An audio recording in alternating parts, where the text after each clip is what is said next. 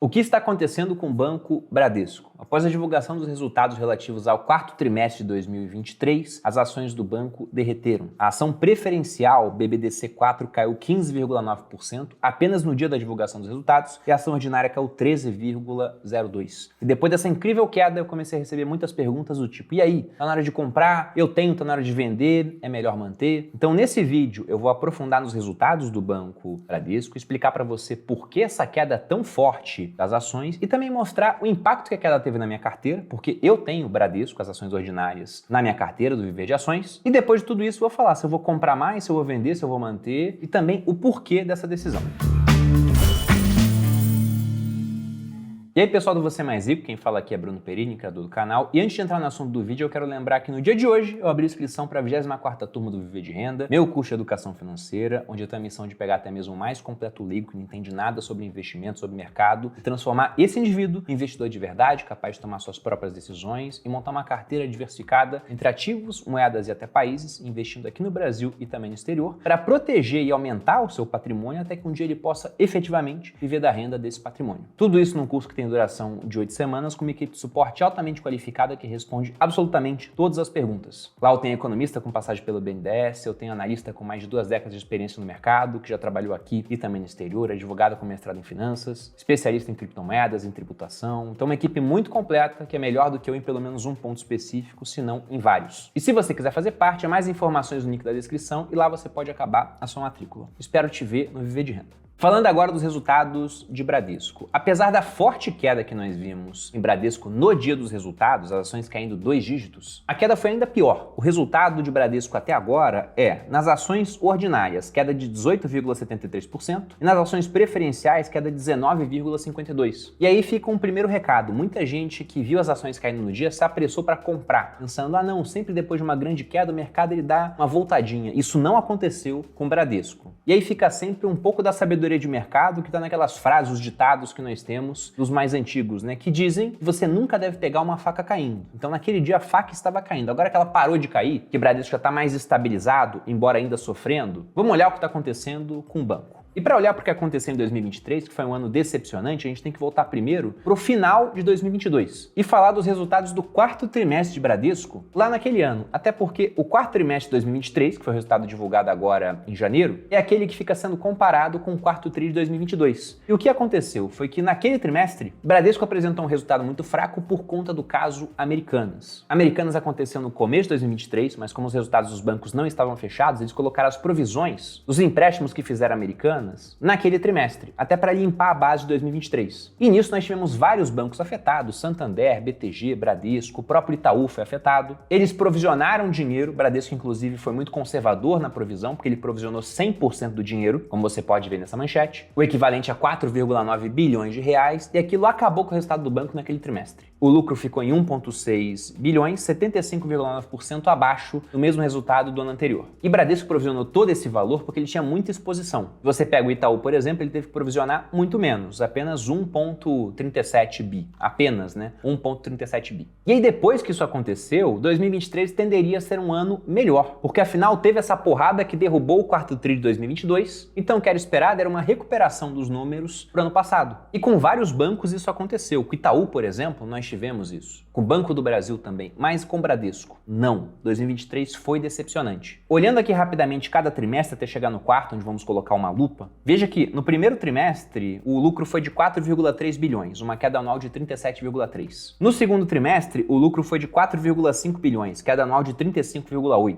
No terceiro trimestre, lucro de 4,62 bilhões, queda de 11,5. E no quarto trimestre, um lucro recorrente de 2,88 bilhões. E aqui nessa manchete, veja que esse lucro foi 80% maior em comparação com o quarto tri do ano anterior. E aí muita gente, quando viu esse tipo de manchete, pensou, nossa, então o resultado de Bradesco foi muito bom, né? 80% maior do que o tri do ano anterior. Só que aqui eles estão se referindo àquele trimestre onde você teve a provisão para o caso Americanas, quando foi descoberta a fraude, aquela provisão de 4,9 bilhões, que derrubou o resultado. Então foi um resultado que foi muito maior, 80% maior, mas comparado a uma base muito fraca. Porém, se você pega as projeções de mercado, como por exemplo a feita pela London Stock Exchange Group, que projetava um lucro de 4,57 bilhões, veja que o resultado é quase 2 bilhões de reais abaixo. E aí o mercado não perdoou e as ações tiveram aquela severa queda que eu comentei na introdução do vídeo de 2 dígitos, tanto as ordinárias quanto as preferenciais. E aí vale dizer que no consolidado do ano 2023 nós tivemos o lucro do banco caindo pelo segundo ano consecutivo, como você pode ver nesse gráfico aqui na tela. Veja que após um 2021 com um lucro de 26,22 bilhões, o maior dessa série, em 2022 o lucro caiu para 20,68 e em 2023 para 16,3, tendo o menor lucro do banco do gráfico que você vê na sua tela. E aí, para entender por que esse lucro ele veio tão abaixo, por que ele foi ruim, apesar de alguns pontos bons, até para a gente chegar na conclusão se, na minha opinião, vale a pena comprar, vender, manter, a gente tem que olhar com mais detalhes o resultado desse último trimestre. E aqui eu vou comentar vários pontos que permeiam a atividade bancária. Como que um banco ganha dinheiro? É através de empréstimos, ou melhor dizendo, através de empréstimos bem feitos, porque se ele faz empréstimos para pessoas que não vão pagar, ele vai ter que provisionar esse dinheiro, ele vai aumentar o seu PDD, provisão para devedores duvidosos. Depois que esse dinheiro deixa de entrar no caixa, que ele não foi pago, ele vai tentar recuperar crédito, pode ganhar dinheiro com isso também, ganha dinheiro com tarifas bancárias, ganha dinheiro com prestação de serviço, gerindo fundos, com cartão de crédito, ganha dinheiro com seguros. E já adianto que seguro foi uma surpresa positiva para Bradesco. Mas no geral é isso que um banco faz, ele principalmente empresta dinheiro e ganha depois em outras áreas. E olhando os números de Bradesco, vou passar por vários aqui para depois fazer um apanhado final. Primeiro, vale dizer que o grande vilão do resultado de Bradesco tem sido a sua elevada inadimplência. Isso fica nítido nesse gráfico que eu estou colocando aqui na tela. E aqui nesse gráfico eu vou focar na linha vermelha, porque ela é um compêndio das outras linhas. Ela soma os empréstimos para pessoas físicas e também para pessoas jurídicas, divididos aqui em pequenas e médias empresas e as grandes empresas. Então, foco na linha vermelha. E observando a linha vermelha, nós vemos que desde dezembro de 2021, a inadimplência ela foi crescendo. Aqui nós temos a inadimplência daquele pessoal que já está mais de 90 dias sem pagar. Veja que lá em dezembro de 2021, início do gráfico, ela estava em 2,8.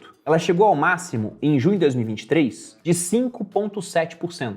Muito alta. Veja que o dobro daquele número que nós tínhamos em dezembro de 2021. E já começou o seu movimento de queda. Ou seja, podemos falar que o pior já passou, mas está demorando um pouco para sair do resultado. Veja que agora está em 5,1. E eu acredito que com tendência de queda. E aqui vale destacar o esforço que o banco está fazendo para melhorar o perfil da qualidade de crédito. Para quem que ele está emprestando, quanto está emprestando, a concentração do crédito. E logicamente com o banco mais seletivo, a sua carteira de crédito acabou sofrendo. Ela teve uma leve queda de 1,6 pontos percentuais, totalizando um total de 877,3 bilhões de reais. Na carteira, de maneira geral, nós tivemos um crescimento do crédito para pessoa física de 1,2% e uma diminuição de crédito para pessoa jurídica de 3,6%. E se a gente olha no detalhe o crédito para esse pessoal, tanto pessoa física quanto jurídica, veja que no crédito pessoal, que costuma ser muito rentável para o banco, são juros maiores, você teve uma queda de 6,3%. Como você pode ver destacado no que eu estou mostrando aqui por esse retângulo vermelho. Se a gente vai para empresas, pessoas jurídicas, eu vou dar destaque em 2 números aqui. Ambos estão dentro do retângulo vermelho, que é a questão do capital de giro e do financiamento ao comércio exterior. Ambos caindo 2 dígitos, 16,7% capital de giro, 24,2% o financiamento ao comércio exterior. Isso acaba acontecendo por conta do esforço do banco em melhorar o perfil da concessão de crédito. O que aparece aqui neste outro gráfico, a carteira por devedor. Veja que nesse momento, comparando dezembro de 2023 com o ano anterior, os números todos melhoraram. Aqui nós temos a concentração de dinheiro emprestado para clientes específicos. 100 maiores, 50 maiores, 20, 10 e o maior devedor. Veja que os números, principalmente os superiores, porque o maior devedor em si não mexeu tanto, eles caíram consideravelmente. Então o Bradesco está tentando diversificar, melhorar o perfil da concessão de crédito. Mas isso apresenta um custo inicial para o banco. Passando para um outro dado da margem financeira, que é basicamente a diferença entre o que o banco ele paga para as pessoas na hora de rentabilizar o capital que está entrando no banco, que fica disponível para ser emprestado por taxas de juros maiores. Essa margem ela recuou 1,8 pontos percentuais em comparação aos últimos 12 meses. Parte desse recuo pode ser explicada simplesmente pela queda dos juros. Antes você tinha uma Selic mais alta, que chegou até o patamar de 13,75, e agora com a Selic num patamar mais baixo, no final do ano passado, quando nós tivemos o fechamento desse resultado em 11,75, essa queda dos juros acaba fazendo com que a queda do spread bancário também aconteça. Então a diferença entre o que se paga e o valor que se empresta acabou ficando menor, afetando o resultado de Bradesco. E agora chegando novamente no grande vilão, que é a parte da inadimplência que aumenta o PDD, a provisão para devedores duvidosos. Veja que houve um aumento de valor provisionado de 12% na comparação ano contra ano. E apesar do maior número de pessoas inadimplentes, o que poderia levar a um aumento do dinheiro que o banco consegue através da recuperação de crédito, de melhores condições de pagamento, de correr atrás desse pessoal que não quer pagar, o que nós vimos foi o contrário. A receita com recuperação de crédito, ao invés de aumentar, ela caiu 20,4 pontos percentuais. E aí o que nós temos em termos de PDD, como você pode ver, é que o quarto trimestre de 2023 ficou com o maior PDD dessa figura, perdendo apenas para o quarto tri de 2022, mas nesse quarto tri de 2022, esses 4,9 que estão em destaque foram da fraude Americanas, que foi um evento único, né? Um outlier. Então, tirando esse fato, esse outlier de Americanas, é o trimestre onde o PDD ficou mais alto. E aí, somando os 4 trimestres de 2023, o que nós temos de resultado de PDD no ano, ou seja, dinheiro parado por conta de pessoal que provavelmente não vai pagar, são 39,5 bilhões de reais. O banco já tinha feito umas contas e tinha colocado um guidance do tamanho desse PDD. E acabou que esse dinheiro ficou dentro do guidance ainda, mas bem no topo. O próximo número é da receita de prestação de serviço, que ficou praticamente estável, uma queda de 0,1%. Para muita gente, essa receita ela vai tender a cair ao longo do tempo, porque, por exemplo, essa receita vem de uma série de atividades, mas de cobrança de taxa, de TED, de DOC, coisas que com o passar do tempo vão deixar de existir, apenas o público mais velho ainda paga algumas dessas taxas. Então muita gente já considera que essas taxas vão morrer no tempo, de maneira que nem sempre essas receitas de serviço elas irão crescer, apesar de outras que podem se destacar. E por fim, o último número que eu vou comentar, em termos de resultado, daquilo que o banco faz para ganhar mais dinheiro é a parte de seguros, onde nós tivemos uma notícia boa, com lucro no trimestre de 2,5 bilhões de reais, em 2023 de 8,9 bilhões, o que representa um crescimento ano contra ano de 32,2%.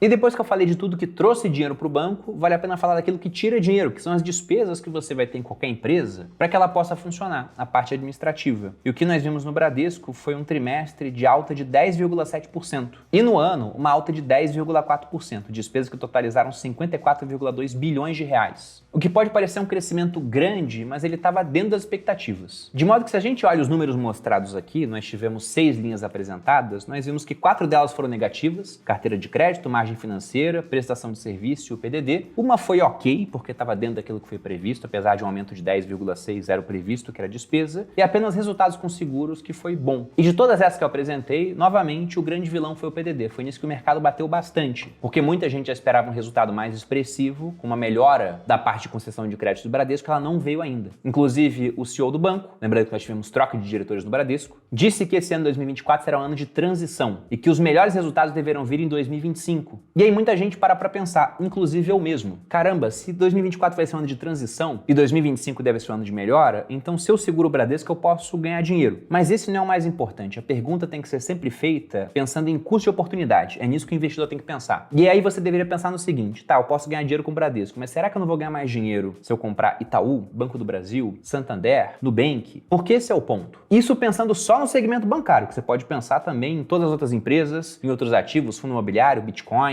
Então você sempre tem que se perguntar pensando em custo de oportunidade. E quando eu olhei isso aqui, eu fiquei pensando, caramba, se o próprio CEO, né, sendo conservador nas previsões, ele fala que esse ano deve ser um ano de transição, então será que não valeria a pena pegar uma outra empresa? Porque lá atrás, para quem assiste o quadro Viver de Ações, quando eu comprei Bradesco, eu destaquei que ele não era o melhor banco, na minha opinião, mas era um banco que estava muito barato. Só que agora ele pode ficar barato durante muito mais tempo, enquanto outros bancos que eram mais caros ficam cada vez mais caros, com resultados melhores. Ah, Bruno, mas Bradesco está pagando um dividendo bom. Além do que, né, muita gente destacou que o banco ele está tendo um payout maior. De fato, eu vi pessoas destacando isso aqui que eu estou colocando na tela, que a Basileia do banco melhorou. Para quem não sabe, a Basileia é uma relação entre o dinheiro que o banco tem e aquilo que ele está emprestando. Então, quanto maior o número, quer dizer que ele está emprestando mais dinheiro seu e não dos outros. A Basileia mínima exigida pelo Banco Central é de 11%. A de Bradesco está em 13,2%. Aí você pensa, pô, tá meio baixa, né? Mas ela tem que estar realmente mais próxima desse limite, porque mostra que o banco está sendo melhor em emprestar dinheiro. Se ela fosse uma Basileia de 20%, só mostra que o banco tem mais dificuldade em conceder crédito. Então, esse aumento de Basileia aqui não quer dizer que é uma coisa boa para o banco. E o aumento do payout também, como você pode ver na tela, que está em 79%, também não quer dizer tanta coisa assim, porque veja que ele está distribuindo mais de um lucro que está caindo. Eu preferia que fosse o contrário, que ele distribuísse até menos de um lucro que não para de crescer. E aí, diante disso, eu tive que pensar, caramba, e agora, o que eu faço com o Bradesco? E antes de falar qual foi a minha decisão, vale a pena entrar no MyProfit para mostrar o impacto da queda das ações na minha carteira. Já estou aqui logado no programa e para quem caiu de paraquedas aqui no canal, essa é a plataforma que eu uso para consolidar a minha carteira e também me ajudar na declaração de imposto de renda. Para quem quiser experimentar, tem um cupom PERINI10 para que você possa assinar com desconto. Aqui eu estou na parte exclusivamente da minha carteira de ações. Repare que eu tenho 11 nomes, uma boa diversificação entre os nomes, não tem nenhuma posição que é muito maior do que as outras. E eu vou entrar aqui numa tela com a posição detalhada, para que a gente possa ver mais dados de cada uma das ações. Nessa tela, eu tenho aqui na parte do ganho a diferença entre o preço médio e o preço atual. Aqui eu não tenho a parte de ganhos com dividendos, isso eu vou ver em uma outra tela. E de fato o Bradesco está pagando um bom dividendo. Mas pensando apenas na parte de ganho de capital, veja que das 11 ações da minha carteira, 4 estão me dando prejuízo. Uma delas é Bradesco, está com uma queda de 1,41%.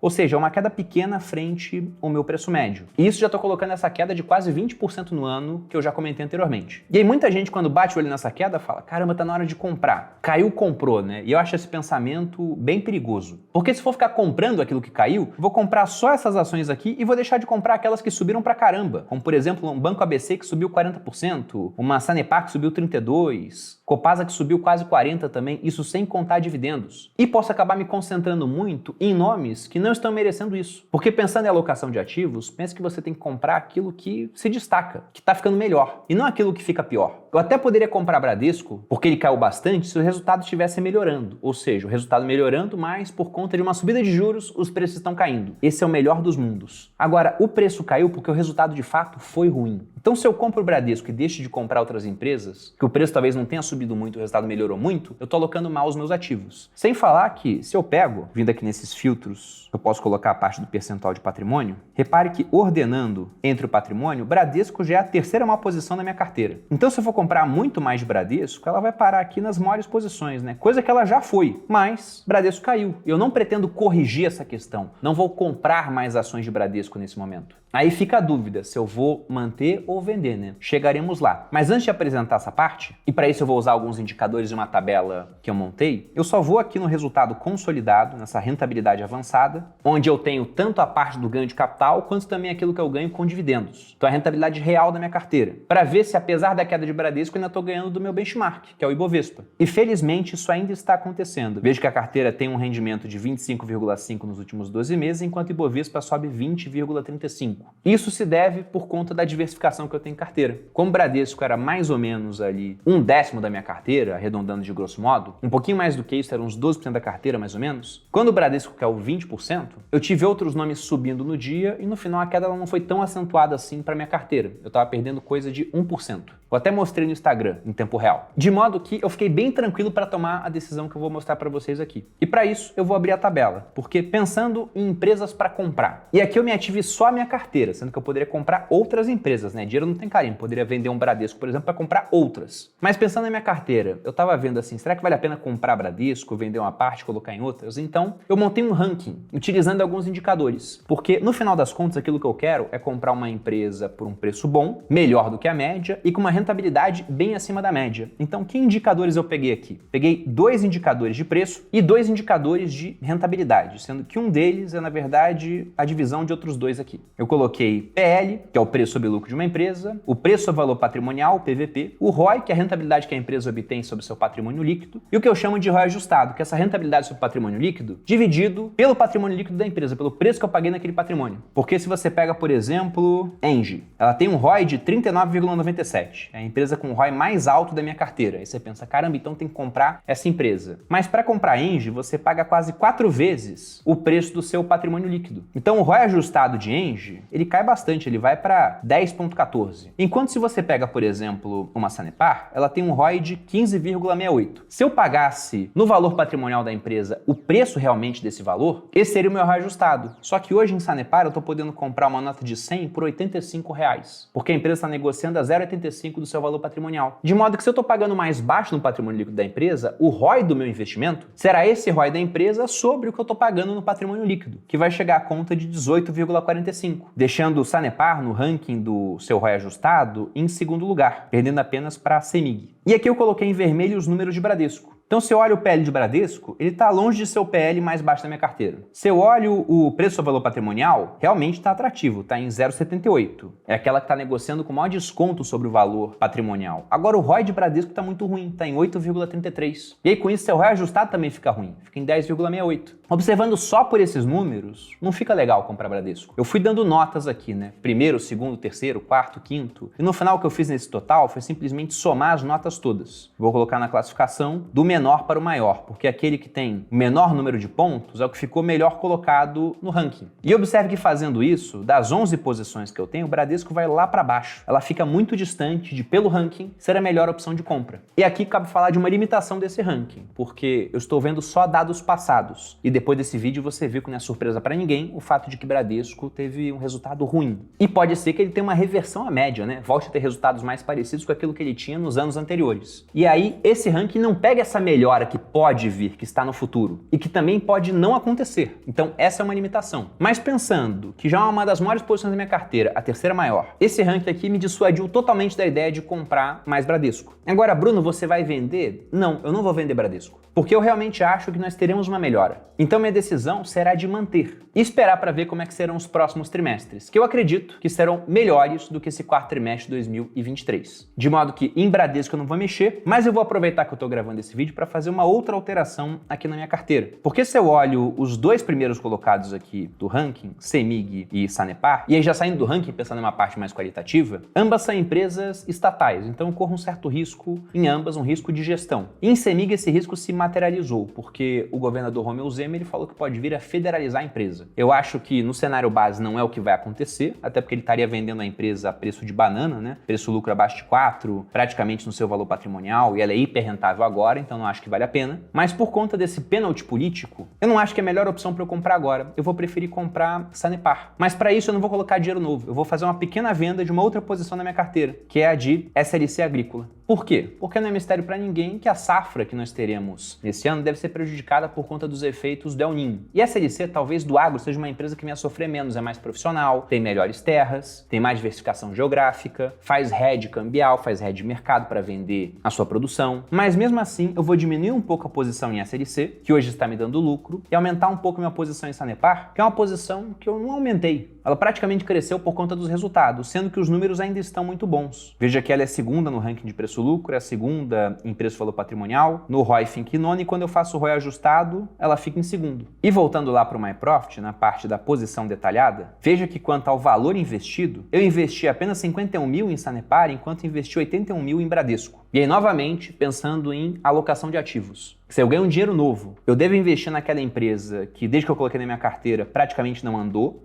mas devolveu tudo, ou devo investir naquela que andou pra caramba, 30%, mas que dentro do meu ranking continua como uma das melhores a ser compradas. Eu prefiro comprar essa que é uma das melhores. Então, para finalizar o vídeo, vou diminuir um pouquinho a posição em SLC, que está me dando um lucro, então vou vender até 20 mil reais para não pagar imposto, e vou comprar aqui em Sanepar. Quanto a essa parte operacional, eu não vou mostrar porque esse vídeo já ficou grande pra caramba, e aí eu mostro a nota de corretagem depois, tudo certinho, no próximo vídeo do Viver de Ações. Mas resumindo, o que eu vou fazer é vender 20 mil de SLC para não pagar imposto, tá me dando lucro. Não quero zerar a posição, vou acompanhar os próximos resultados, mas eu tô diminuindo por um pouco de precaução. E vou comprar 20 mil em Sanepar. E antes de acabar o vídeo, eu quero deixar uma pergunta para você, depois de assistir todo esse conteúdo falando efetivamente dos resultados de Bradesco. E aí, você não passa na frente, compra, se você tem, vai manter, vai vender? Deixa aí sua opinião, porque assim como vocês aprendem comigo, eu também sempre aprendo quando eu leio os comentários de vocês. É isso, se você gostou do vídeo, deixe seu like, se inscreva aqui no canal, um grande abraço e até a próxima.